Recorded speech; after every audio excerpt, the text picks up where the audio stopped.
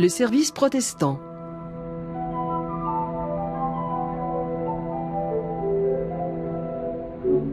Une émission de la Fédération protestante de France.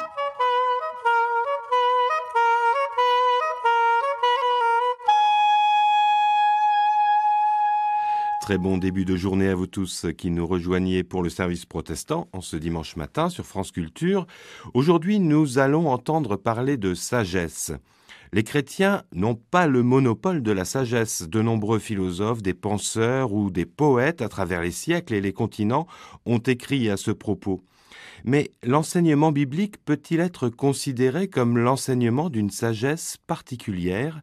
C'est ce que nous allons voir ce matin avec le pasteur Yves Parent, pasteur de l'Union des Églises protestantes d'Alsace et de Lorraine et secrétaire général de la Fédération protestante de France. Voici ce culte intitulé « Jésus, sagesse de Dieu ».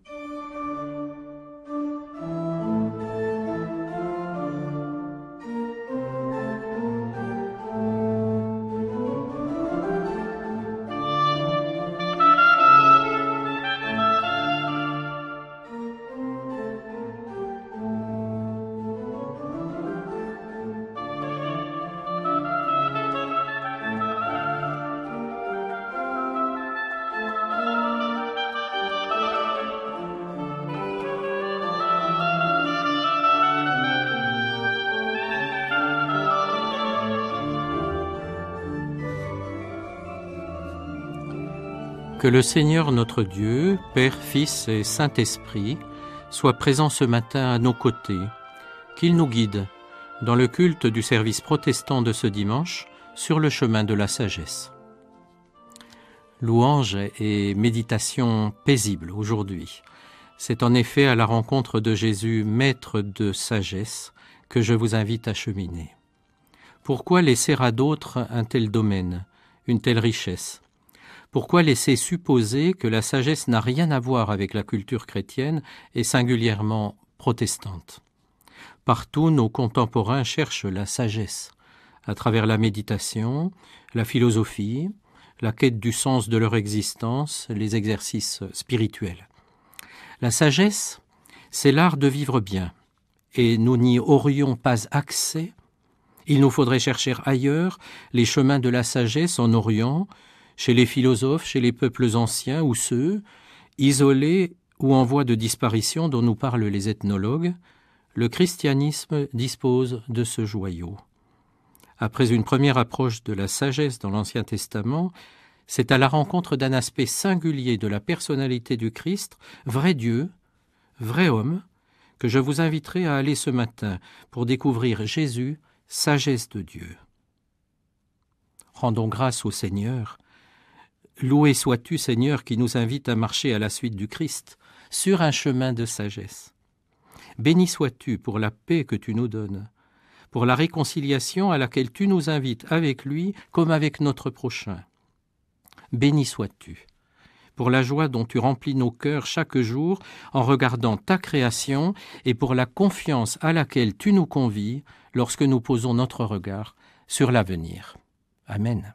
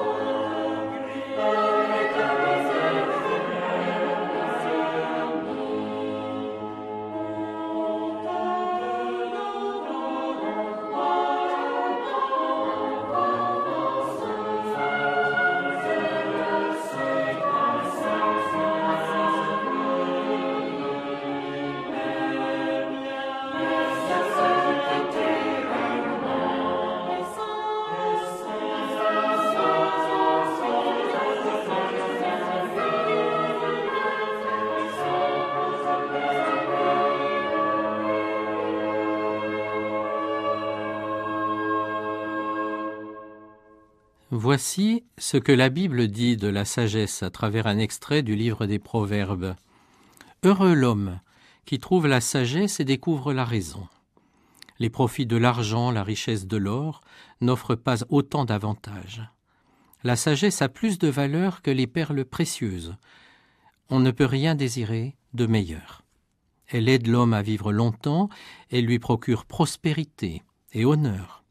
Elle le dirige sur des chemins agréables où il avance en toute sécurité. C'est un arbre de vie pour ceux qui la pratiquent, un bonheur pour ceux qui s'y attachent. La sagesse, comme un dialogue avec l'Orient et la Méditerranée, est présente dans la Bible, éminemment. Elle exhorte, interpelle, encourage. « Venez à moi, dit-elle, vous qui me désirez, rassasiez-vous des fruits que je vous offre, dit la sagesse. Car penser à moi est plus doux que le miel, celui qui m'obéit ne sera pas déçu. Celui qui travaille avec moi, dit la sagesse, ne fera pas d'erreur. » On la retrouve aussi mentionnée dans l'épître de Jacques, qui oppose la sagesse d'en haut, au cœur de la foi, à celle d'en bas, trop humaine. On le voit, la culture biblique est en dialogue avec les cultures environnantes. Au temps de l'Ancien Testament, égyptienne et babylonienne, au temps du Nouveau Testament, grecque et romaine. Les influences sont multiples et les emprunts réciproques, en même temps que chaque culture s'affirme avec son originalité et se distingue. C'est pour les protestants un patrimoine remarquable.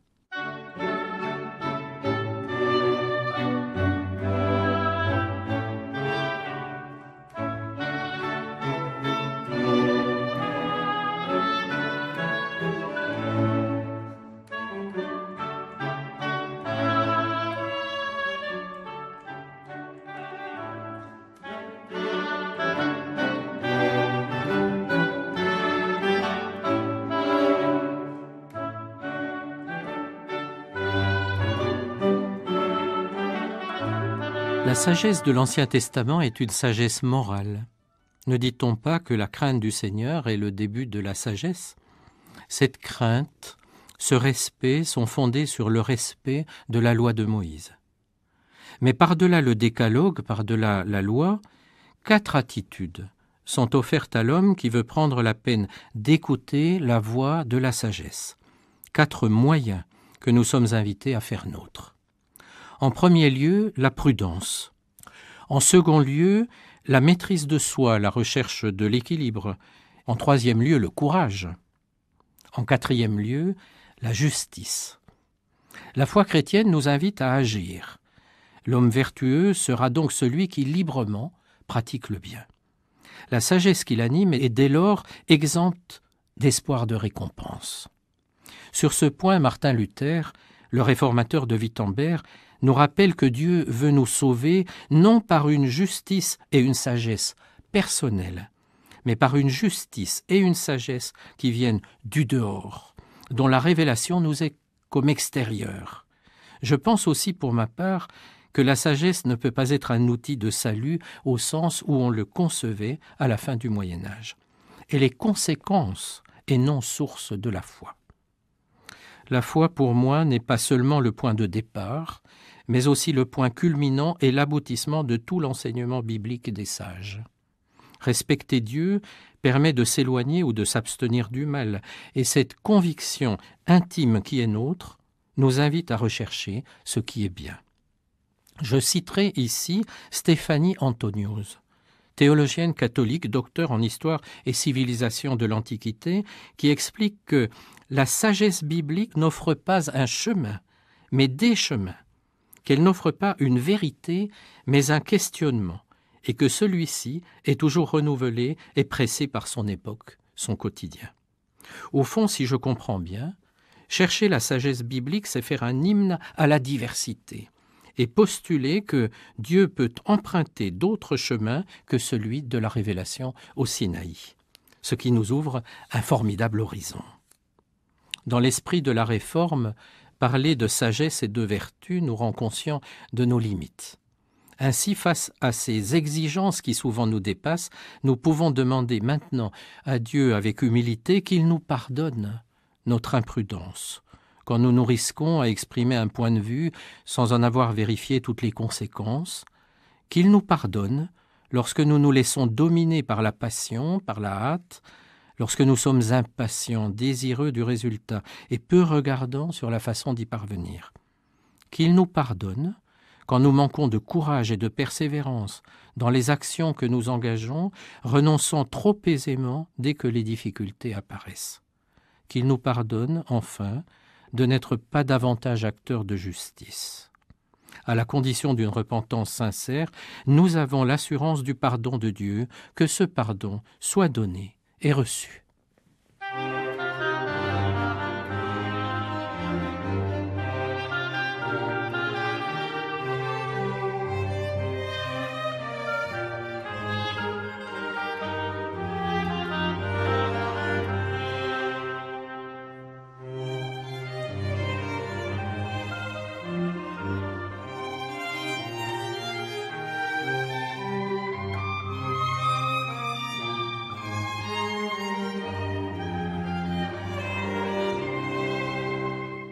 Si l'Ancien Testament identifie 3 groupes spécifiques exerçant une influence particulière dans la société hébraïque, les prêtres, les sages, les prophètes, les prêtres pour donner un enseignement sur la loi, les sages pour conseiller, les prophètes pour transmettre la parole de Dieu, Jésus, Fils de Dieu, réunit en lui ces 3 fonctions.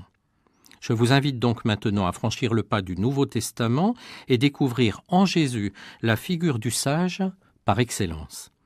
Je trouve cette dimension fascinante, rapportée au Jésus des Évangiles. Jésus est de son temps, fruit aussi d'une culture, d'une tradition qu'il assume en même temps qu'il s'en affranchit. Jésus s'inscrit aussi dans la réalité intemporelle, suggère des vérités éternelles, révèle le sens caché des choses depuis la fondation du monde. Il enseigne le discernement autant qu'il inscrit les hommes qu'il rencontre dans des réalités contextuelles. Sa parfaite connaissance de la Bible, de la loi, des livres prophétiques et des autres récits apparaît à chaque instant. De son témoignage, simultanément, il leur donne un sens nouveau. Il les accomplit en même temps qu'il transforme les codes anciens pour éveiller à une conscience nouvelle. De l'enfant à l'âge adulte, Jésus nous surprendra. Enfant, il surprend par son intelligence. Les évangiles rapportent que l'enfant grandissait et se fortifiait, il était rempli de sagesse et la faveur de Dieu reposait sur lui. Et même qu'un jour, il était assis au milieu des maîtres de la loi, les écoutait et leur posait des questions. Tous ceux qui l'entendaient étaient surpris de son intelligence et des réponses qu'il donnait. Plus tard, on découvre que Jésus, s'arrêtant dans une ville et y donnant son enseignement à tous, le jour du sabbat, les gens étaient impressionnés par sa manière d'enseigner, car il parlait avec autorité. Ses nombreux auditeurs étaient très étonnés. Ils disaient « D'où tient-il tout cela ? Qui donc lui a donné cette sagesse et le pouvoir d'accomplir de tels miracles ?» C'est ce texte que je vous propose de méditer maintenant.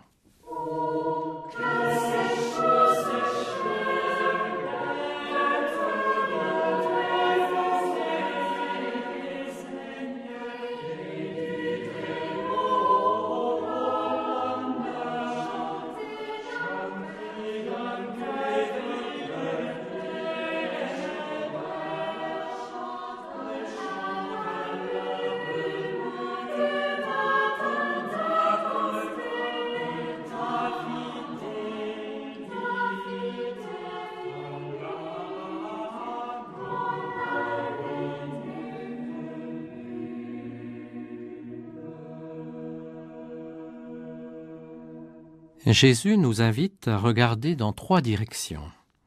La première est spirituelle. De la sagesse de Dieu, Jésus est l'accomplissement, l'image parfaite, car il parle, il enseigne, il conseille, il encourage, il révèle les gens à eux-mêmes. Dans les rencontres quotidiennes, les contemporains de Jésus voient en lui un homme de Dieu, celui qui explique, celui qui ouvre les yeux de ceux qui regardent sans voir, celui qui ouvre les oreilles de ceux qui écoutent sans entendre. Jésus renouvelle l'homme intérieur, ouvre à la clairvoyance et à l'entendement comme il le fit avec les disciples d'Emmaüs par la parole et par le geste. La seconde est pédagogique. Jésus est un maître, comme il en existait dans le judaïsme de son époque. L'apôtre Paul évoque Gamaliel, par exemple. Ses contemporains voient en lui un homme de connaissance, un homme de savoir, à l'évidence celui qui donne un enseignement. Il enseigne, raconte des paraboles, dialogue, explique comme un bon pédagogue. Jésus est un maître qui a des élèves, des disciples, attachés à sa personne et à son enseignement. Ce sont les 12 ainsi que plusieurs femmes. C'est un enseignant qui a ouvert, en quelque sorte, une école à la dimension du monde. Au-delà du cercle des disciples, des foules entières écoutèrent son enseignement, ce qui dit beaucoup de l'impact que Jésus a pu avoir sur ses contemporains. Jésus communique, il communique par la parole.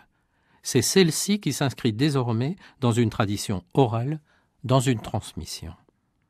Jésus, toutefois, prend ses distances par rapport à ce mot, par rapport à ce titre de maître, de rabbi. Jésus dit « Vous m'appelez maître, et vous le faites bien car je le suis. Mais quant à moi, je vous appelle mes amis. » Jésus récuse une relation aux autres qui serait faite exclusivement de savoir, de pouvoir et donc de subordination, pour vivre avec ses proches ce qu'il a appelé une relation de confiance mutuelle. La troisième direction est morale. Jésus est un maître de sagesse qui voit au cœur.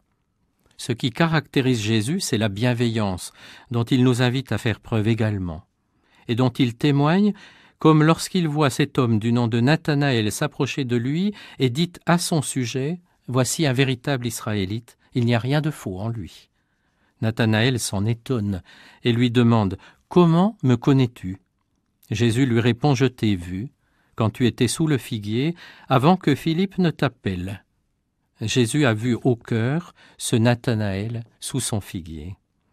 Je ne résiste pas au plaisir de dire un mot sur le figuier, que je trouve bien à sa place dans un développement sur la sagesse biblique. Comme vous, sans doute, j'aime les arbres, et en particulier ceux qui portent du fruit. Être assis sous son figuier est une expression biblique proverbiale qui marque le bien-être de celui qui jouit de ses biens dans la prospérité et dans la paix. C'est aussi sous un figuier que les Juifs pieux comme Nathanaël méditaient la Torah au temps de Jésus. Et l'on raconte que les feuilles des figuiers étaient toutes différentes. Cela évoquait l'infinie diversité des significations possibles des versets de la Torah. C'est l'expérience que nous, chrétiens, faisons aussi. Autant de fois nous lisons la Bible, autant de fois nous y trouvons des choses nouvelles. On comprend dans cette histoire que ce n'est pas le témoignage de Philippe qui est déterminant, mais le fait que Jésus en tout premier a posé son regard sur Nathanaël et l'a trouvé vrai. Jésus voit au cœur et discerne la qualité de chacun. Bel hommage, ici, de Jésus pour l'un de ceux qui vont le suivre. Puisse Jésus également nous trouver vrais.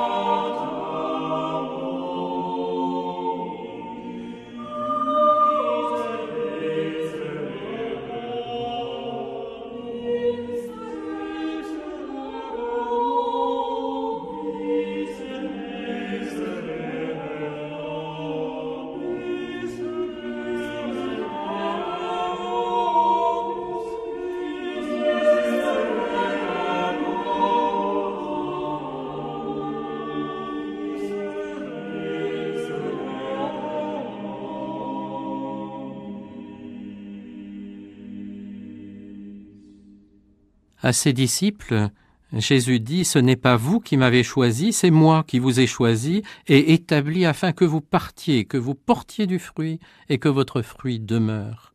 Alors tout ce que vous demanderez au Père en mon nom, il vous l'accordera.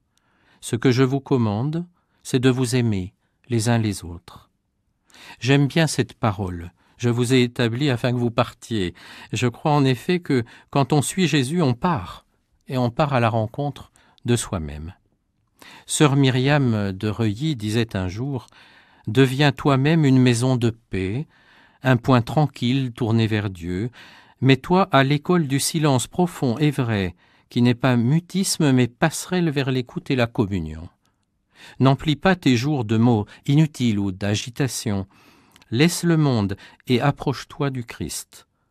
Cet instant aura alors pour toi un caractère sacré comme une haute voix de Dieu qui traverserait l'épaisseur de ta vie. Être sage, c'est penser par soi-même, s'approprier des choses connues, les faire siennes. Dans cet ordre d'idées, on peut dire que Jésus est passé maître dans l'enseignement d'une loi rénovée, d'une parole libre, d'un sens nouveau qui s'affranchit des vieilles outres. Plusieurs fois, Jésus dit « Vous avez entendu dire que, mais moi je vous dis ». Parole de rupture, parole d'accomplissement. Autant dire que celui qui discutait avec les prêtres dans le temple de Jérusalem à 12 ans est devenu un homme libre, posant sur le monde un regard nouveau, sur les situations du quotidien, un jugement singulier. C'est un maître, donnant le formidable enseignement du sermon sur la montagne, des béatitudes, un enseignement renouvelé, paradoxal, dont le sens n'est pas épuisé en quelques phrases, mais qui ouvre à l'intelligence, à la découverte, à l'accueil, et encourage à avoir prise sur les réalités quotidiennes, ou peut-être à lâcher prise. Jésus, c'est une pédagogie de l'espérance, du respect de l'autre, de la tolérance, de la non-violence relationnelle. Jésus est un conteur, ce qui ouvre à un univers particulier du sens. Il utilise des images, il met en scène des situations de la vie quotidienne, du monde rural ou liées à la nature. Jésus exprime aussi, et sans retenue, une parole en situation, se situant courageusement par rapport à un fait ou par rapport à un événement. Il sait être polémiste aussi. Réfutant les paroles de ses adversaires, en maître de rhétorique, il sait répondre à une question par une autre question. Prendre son interlocuteur en défaut, le placer au cœur de ses contradictions, c'est-à-dire faire œuvre de pédagogie. Jésus, en son siècle, renouvelle profondément l'enseignement de Moïse, allie le geste à la parole, fait le choix des petits, révèle les contradictions, raconte des paraboles. Son enseignement a plusieurs niveaux de signification et c'est ce qui en fait sa richesse. Il peut être compris par des personnes diverses et dans des contextes variés. Il s'attache au sens, parlant de situations essentielles qui traversent tous les êtres, découvrant leurs blessures, suscitant apaisement. Et simultanément, Jésus révèle des vérités particulières, ouvre des chemins nouveaux, permettant à chacun de s'approprier ces vérités, faut-il dire cette vérité, pour se construire nouvellement comme une éclosion.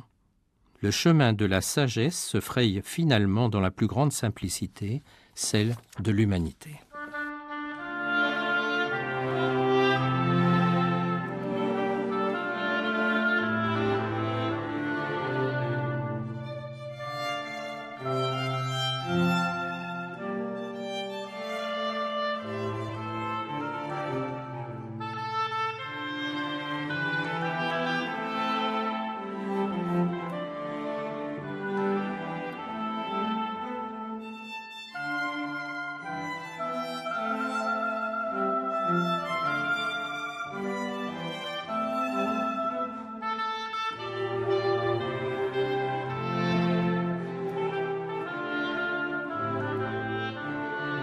La sagesse est présente dès l'origine comme un attribut du Dieu de la création. Elle s'incarne en Jésus le Christ en tant qu'accomplissement du dessein historique de Dieu. Autant dire qu'il n'est pas au pouvoir de l'homme de construire seul un chemin de sagesse, et bien présomptueux serait celui qui penserait pouvoir le faire. Le chemin de la foi en la matière ne peut être qu'un chemin d'humilité. C'est le chemin qui permet de dire « je crois ». La sagesse permet juste de dire, comme le fit saint Augustin, je crois, pour comprendre, et dire avec les autres croyants, je crois, en un Dieu Père dont la parole soutient la vie des hommes et oriente leur histoire, il est leur vie. Je crois, en son Fils né parmi les pauvres, lumière dans notre nuit, premier-né d'entre les morts, il est vivant. Je crois, en l'Esprit Saint qui nous fait naître à la sagesse de Dieu, qui nous conduit dans l'espérance. Il est la force qui fait vivre. Je soutiens par mon engagement et ma prière l'Église locale, l'Église universelle, messagère de la bonne nouvelle qui rend libre. cette bonne nouvelle nous enfante à la vraie vie. Je crois. Le surgissement d'un monde nouveau où Jésus-Christ sera tout, en tous. Jésus peut donc être identifié à ce que les écrits de l'Ancien Testament, et spécialement les écrits de sagesse, appelaient « sagesse de Dieu ». Toutefois, il se trouve avec Dieu dans une relation naturellement différente et comme singulière. Il est fils, égal en dignité au Père. En lui, la sagesse de Dieu est désormais unie à Dieu par un lien précis et concret, celui de la filialité. Et pour les protestants que nous sommes, elle est solidement ancrée dans la dimension de l'espérance.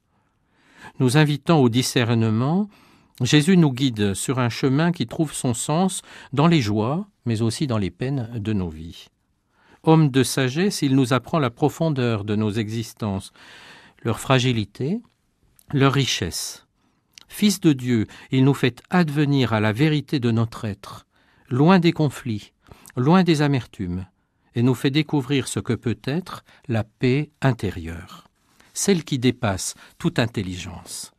Que ce discernement, cette sagesse et cette paix nous soient donnés en Christ, lui qui nous a appris à dire ensemble « Notre Père, qui es aux cieux, que ton nom soit sanctifié, que ton règne vienne, que ta volonté soit faite sur la terre comme au ciel. Donne-nous aujourd'hui notre pain de ce jour. Pardonne-nous nos offenses comme nous pardonnons aussi à ceux qui nous ont offensés. Ne nous soumets pas à la tentation, mais délivre-nous du mal, car c'est à toi qu'appartiennent le règne, la puissance et la gloire pour les siècles des siècles. Amen. Au terme de ce culte, citant l'épître de Jacques, je prendrai congé de vous en disant que la sagesse, chers amis, vous soit donnée. La sagesse que Dieu donne est pure, exempte de jalousie et de rivalité.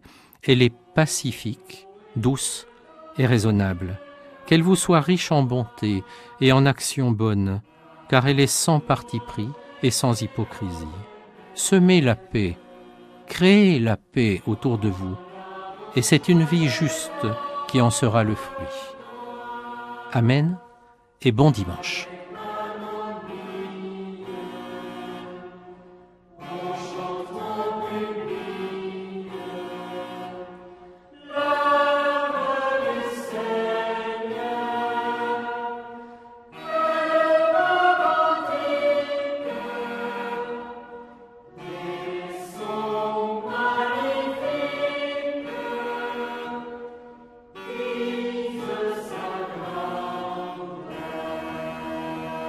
Ainsi s'achève ce service protestant avec le pasteur Yves Parent de l'Union des Églises protestantes d'Alsace et de Lorraine et secrétaire général de la Fédération protestante de France.